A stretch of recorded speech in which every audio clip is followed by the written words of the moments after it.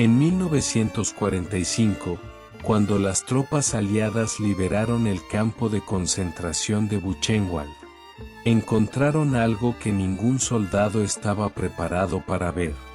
No solo los cuerpos, no solo los hornos, no solo las condiciones inhumanas que el mundo ya comenzaba a conocer a través de otros campos. Encontraron objetos decorativos fabricados con piel humana tatuada. El rastro llevaba a una sola persona. No era un oficial de las Schutzstaffel. No era un médico que experimentaba con prisioneros. Era la esposa del comandante del campo. Una mujer que nunca tuvo un cargo oficial dentro del sistema nazi, pero cuyo nombre se convertiría en sinónimo de sadismo y crueldad para las generaciones siguientes.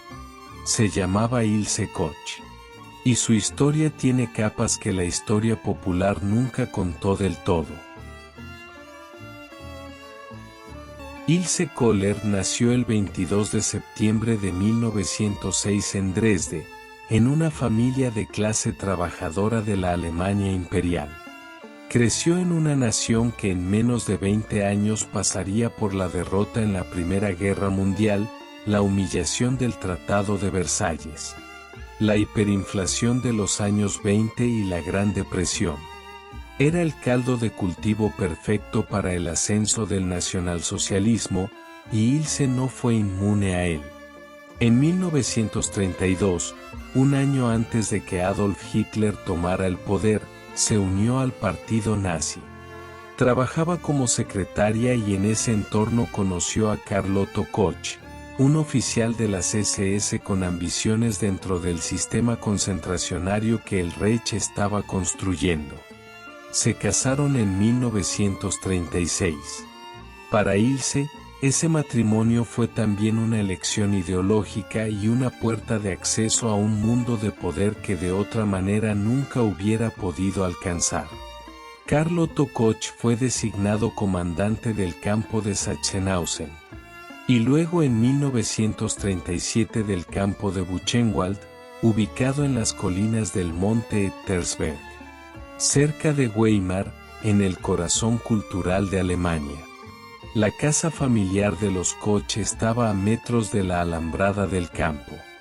Sus hijos jugaban en un jardín desde el que se escuchaban los gritos de los prisioneros. Y Ilse, lejos de mantenerse al margen de lo que ocurría del otro lado de esa alambrada, eligió cruzarla. Lo que los testimonios de los sobrevivientes describen de manera consistente es una mujer que recorría el campo a caballo con una fusta en la mano, que golpeaba a los prisioneros que la miraban directamente a los ojos o que no apartaban la vista con suficiente rapidez, y que disfrutaba contemplando los castigos físicos con una actitud que los internos describieron como de placer.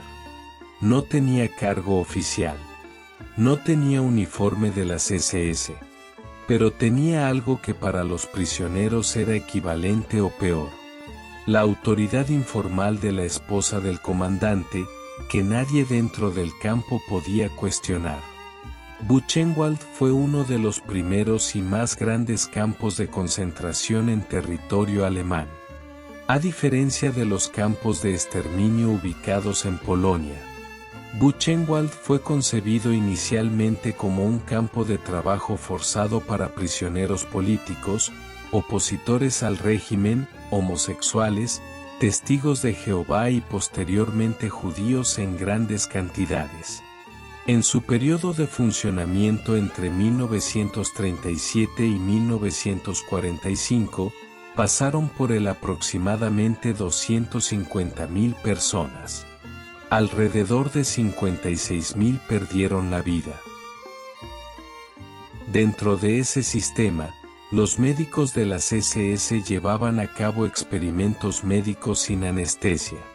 Inoculaban enfermedades a los prisioneros para probar vacunas y los sometían a condiciones diseñadas para estudiar los límites del cuerpo humano antes de que colapsara. Era, en palabras del propio fiscal que la juzgaría años después, una universidad de la tortura. Y fue en ese contexto donde las acusaciones más perturbadoras contra Ilse Koch tomaron forma.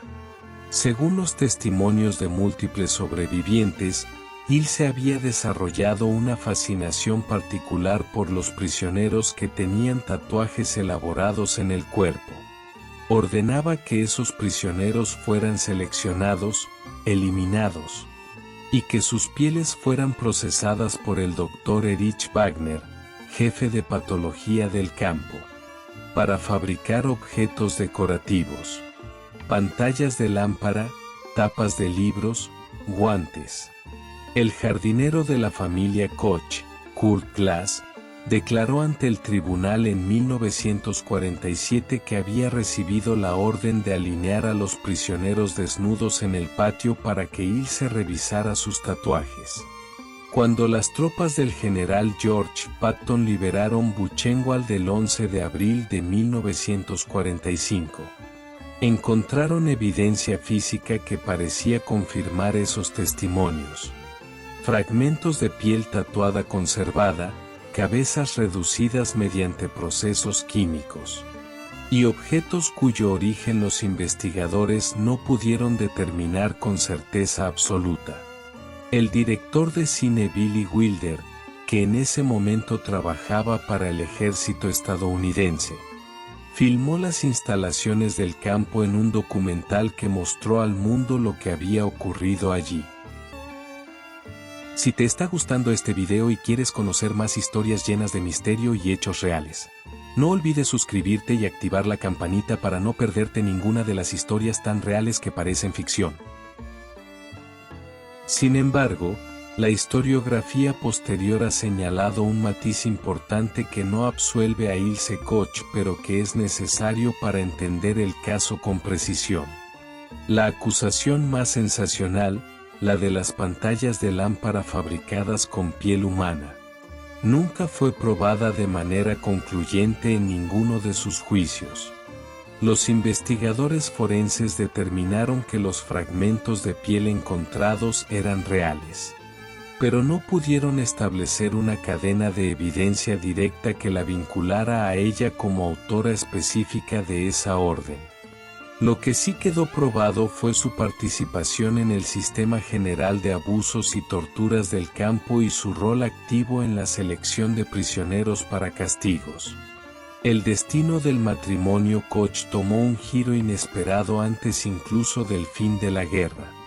En 1941, las propias SS abrieron una investigación interna contra Karl Otto Koch por corrupción, malversación de fondos y enriquecimiento ilícito a costa del campo. La investigación determinó que Koch había robado sistemáticamente los bienes de los prisioneros para beneficio personal, y que había ordenado el asesinato de prisioneros y personal médico para silenciar testigos de su corrupción. Fue juzgado por un tribunal interno de las SS y condenado a muerte. El 5 de abril de 1945, una semana antes de la liberación del campo, fue ejecutado por un pelotón de fusilamiento de sus propios camaradas. Ese dato es revelador por una razón que la historia popular suele omitir. El propio sistema nazi, que no tenía ningún reparo en asesinar prisioneros por millones, consideró que Karl Koch había cruzado una línea al robar dentro del sistema. Ilse fue investigada en ese mismo proceso interno pero absuelta por falta de pruebas en ese momento. Al terminar la guerra, huyó hacia la zona controlada por las fuerzas occidentales convencida de que nadie la encontraría porque nunca había tenido un cargo oficial. Se equivocó. En 1947, Ilse Koch fue juzgada en el proceso de Dachau, una serie de juicios militares estadounidenses contra responsables de los campos de concentración similares a los de Nuremberg. Era la única mujer entre los 31 acusados. La sala estaba rodeada por una multitud que pedía su ejecución. La fiscalía presentó los testimonios de decenas de sobrevivientes y la evidencia física encontrada en el campo. La acusación pidió la pena de muerte. El tribunal la condenó a cadena perpetua. Estaba embarazada durante el juicio, fruto de una relación dentro del campo de detención, y dio a luz a un hijo poco después de la sentencia. Lo que ocurrió después generó un escándalo político que llegó hasta el Congreso de los Estados Unidos.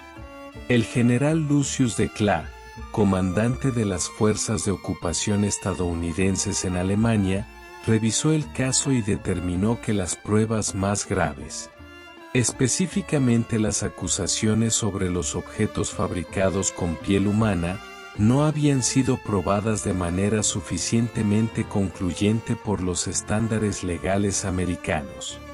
En 1951 conmutó la pena a 4 años de prisión y ordenó su liberación.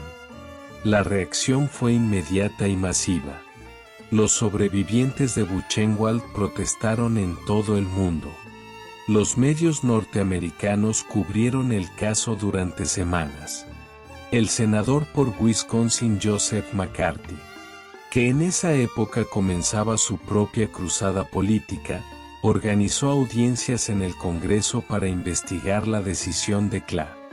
El general fue citado a declarar y defendió su posición argumentando que la justicia no podía funcionar sobre la base de rumores y testimonios no corroborados por evidencia física concluyente, sin importar cuán monstruosa fuera la persona acusada. Pero Alemania Occidental no esperó el resultado de esa disputa.